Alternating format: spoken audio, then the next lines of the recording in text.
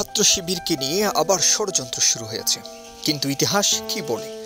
অতীতে যারা আমাদের বিরুদ্ধে ষড়যন্ত্র করেছে, যারা গর্ত খুঁড়েছে, দিন শেষে তারাই সেই গর্তে পতিত হয়েছে। এটা ইতিহাস, এটা বাস্তবতা। 2024 সালের 1 আগস্ট, তখনকার জুলাই আন্দোলনে ছাত্র শিবিরের অংশগ্রহণ ছিল সাহসী, আদর্শিক। আর এই কারণেই তৎকালীন ক্ষমতাসীন আওয়ামী লীগ আমাদের নিষিদ্ধ করেছিল। কিন্তু কি হলো? মাত্র 5 দিনের ব্যবধানে তারাই দেশ থেকে পালিয়েছে এবং এখন তারা জনতার আদালতে নিষিদ্ধ। আমরা বলি, অতীত থেকে শিক্ষা নিন। এটা খুবই কার্যকর। কেউ যদি ভবিষ্যতে আবারও ষড়যন্ত্র করে, নিজের খোঁড়া গড়তেই যে পড়বে, এটা আমরা জানি, এবং তখন ছাত্র শিবির দায় নেবে না।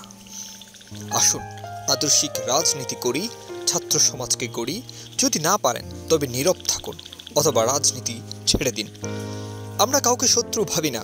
ছাত্র শিবির শত্রুতা করে না, প্রতিযোগিতা করে আদর্শ দিয়ে। আমাদের ভরসা একটাই, হাসবুনাল্লাহ।